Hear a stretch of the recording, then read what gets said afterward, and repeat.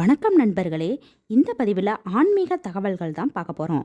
அதாவது கெட்ட எண்ணம் கொண்டவர்களோட பார்வையிலிருந்து தப்பிக்கிறதுக்கான பரிகாரம் தான் பார்க்க போகிறோம். என்னடா இது, விருந்தாளிகள் வருவதன் மூலம் கண் திருஷ்டி படுமா, சொந்த பந்தங்களை தவறாக சொல்கிறோமே அப்படின்னு நினச்சிக்க வேணாம். ஒரு சில பேர் இருக்கிறாங்க, நம்ம வீட்டை நோட்டம் விடுறதுக்காகவே வருவாங்க. நமக்கே தெரியும், இவங்க நம்ம வீட்டுக்கு வந்துட்டு போனாலே அடுத்து நம்ம வீட்டில் ஏதோ சண்டை வரப்போகுது அப்படின்னு முடிவு பண்ணிக்கலாம். காரணம், வந்தவங்களோட கண் பார்வையில் இருக்கக்கூடிய எதிர்மறை சக்தி நம்ம வீட்டை தாக்கி இருக்கும். நம்ம வீட்டில் என்னென்ன பொருளெல்லாம் இருக்குது, நம்ம வீட்டில் இருக்கிறவங்க எப்படி சந்தோஷமாக இருக்கிறாங்க அப்படின்னு வயிற்றெரிச்சலோடு ஒரு பார்வை பார்த்தா போதும், வீட்டில் சண்டை வந்துடும். வீட்டில் இருக்கக்கூடியவங்களுக்கு நோய் நொடி பிரச்சனை வந்துடும்.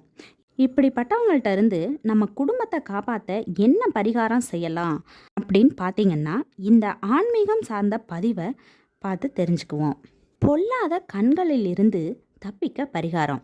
கண் திருஷ்டியை உடனடியாக நீக்கிறதுக்கு முதல்ல தேவைப்படக்கூடிய பொருள் என்னன்னு பார்த்தீங்கன்னா கல் உப்பு.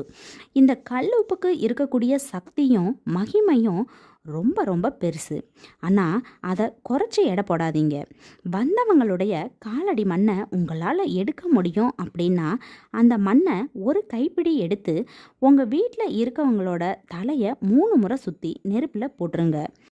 காலடி மண்ணை எடுக்க முடியல அப்படின்னா என்ன செய்யறது அப்படின்னு பார்த்தீங்கன்னா, உங்கள் வீட்டுக்கு வந்து நின்றுப்பாங்க இல்லையா, அந்த இடத்துல அவங்களோட பாதம் பதிஞ்சது எந்த இடம் அப்படின்னு பார்த்துக்கங்க.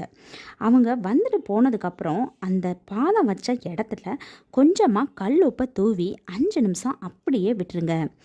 அதுக்கப்புறமா அந்த கல்லுப்பை இடது உள்ளங்கையால் எடுத்து யார் மீது கண் திருஷ்டி பட்டுச்சோ அவங்களோட தலையை இடது பக்கம் 3 முறை, வலது பக்கம் 3 முறை சுற்றி அதை உடனடியாக தண்ணியில் கரைச்சிருங்க. என்னடா இது, நம்ம வீட்டுக்கு வந்தவங்களை அவமானப்படுத்துறது மாதிரி இருக்கே, இப்படி பரிகாரம் செய்வதா அப்படின்னு சில பேர் யோசிக்கலாம். வேற வழியே கிடையாது. உங்களுக்கு துன்பம் வரும்போது அந்த துன்பத்தை தடுக்கணும் அப்படின்னா இப்படிப்பட்ட சில விஷயங்களை செய்கிறது தான் நல்லது. எல்லா சொந்த பந்தங்களையும் குறை சொல்லலை, சில பேர் இப்படியும் இருக்கிறாங்க. அதுக்காக தான் இந்த பரிகாரம். உங்கள் குடும்பத்தில் இப்படிப்பட்ட பொறாமை குணம் கொண்டவங்க இருக்கிறாங்களா அப்படின்றத கமெண்ட்டில் பதிவு பண்ணுங்க. உங்களுடைய அனுபவம் அடுத்தவங்களுக்கு ஒரு பாடமாக இருக்கணும் அப்படின்ற தகவலோட ஆன்மீகம் சார்ந்த இந்த பதிவை நிறைவு பண்ணிக்கலாம். மீண்டும் வேற ஒரு நல்ல பதிவு மூலமாக சந்திக்கலாம். வணக்கம், நன்றி.